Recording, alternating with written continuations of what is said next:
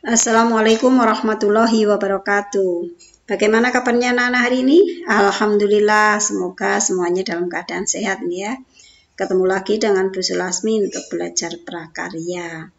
Pekan kemarin kita sudah belajar tentang asal bahan lunak. Sekarang masih bab yang sama yang kita pelajari, yaitu kerajinan bahan lunak. Subbabnya adalah jenis dan karakteristik kerajinan bahan lunak. Semoga masih terus bersemangat untuk mempelajari materi ini anak-anak. Nah, tujuan pembelajaran kita hari ini supaya anak-anak paham apa saja yang tergolong jenis kerajinan bahan lunak alam maupun buatan. Ya, ini mengulang sedikit materi kemarin. Nah, kerajinan bahan lunak itu ya, ada yang alami, ada yang buatan. Kalau alami itu berasal dari tumbuhan dan hewan atau lapisan bumi yang bersifat lunak, sedangkan yang buatan itu sesuatu yang diolah manusia dari bahan kimia dan paduannya. Untuk lebih jelasnya, kita pelajari satu persatu. Pertama, bahan lunak alam. Ada tanah liat, floor clay, kulit, getah nyatu, dan bubur tisu. Tanah liat. Anak kenal tanah liat ya? Tanah liat memiliki warna beragam, tetapi semuanya merupakan warna natural tanah, yaitu coklat. Ada yang warnanya coklat muda, coklat tua, keabu-abuan, ataupun coklat keputihan. Setiap warna tergantung pada kandungan dari masing-masing tanah tersebut. Tanah yang mengandung kaolin lebih banyak akan berwarna lebih putih. Ya. Yang mengandung stoneware warnanya akan lebih ke hitam atau keabu-abuan. Sedangkan yang mengandung earthenware lebih terlihat coklat kemerahan. Ya. Tanah liat stoneware memiliki daya bakar hingga 1300 derajat Celcius, sedangkan earthenware hanya sampai 900 derajat Celcius. Tanah liat mudah hancur jika tidak melalui proses pembakaran. Jika dibakar, jenis kerajinan ini disebut keramik. Campuran tanah liat adalah air. Pewarnaan tanah liat dapat dilakukan dengan glasir. Ya, pembakaran tinggi hingga 1300 derajat Celcius. Dapat pula hanya dibakar biskuit, yaitu 900 derajat Celcius, lalu diberi warna cat langsung. Bahan lunak alam yang kedua adalah kulit, yang berasal dari kulit hewan yang sudah tersamak sehingga mudah dibentuk. Ada yang berwarna hitam, putih, coklat, ataupun krem sesuai dengan hewan yang dikuliti. Kulit alami jika terbakar akan berbau sate. Kulit tidak tahan air. Jika terkena air akan merusak struktur kulit.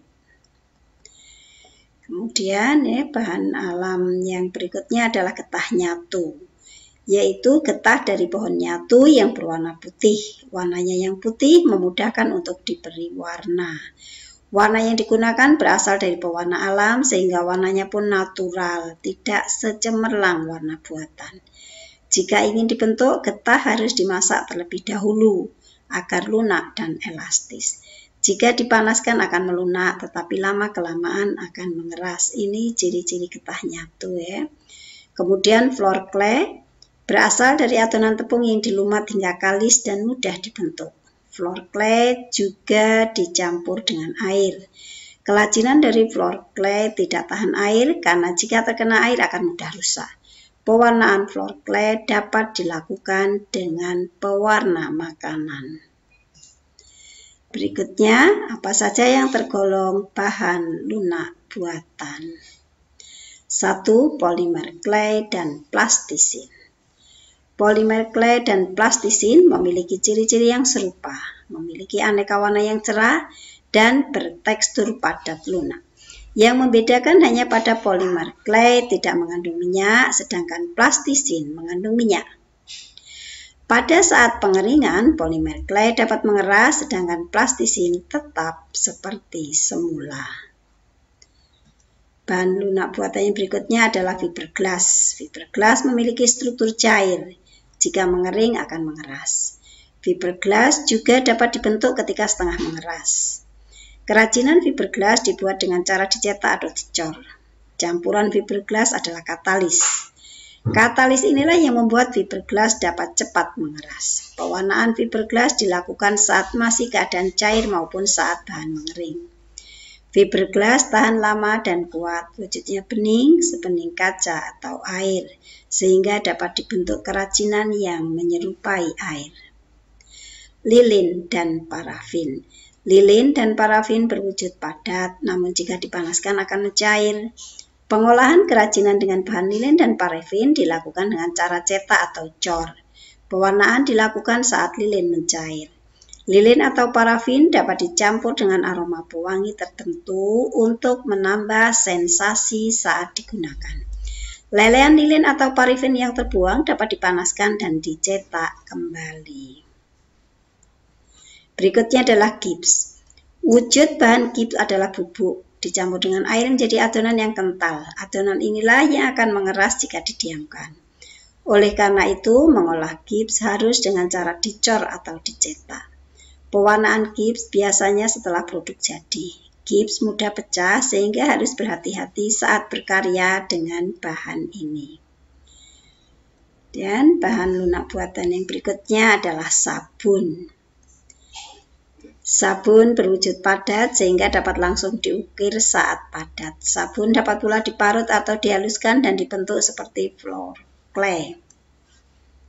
Sabun yang didiamkan akan mengeras.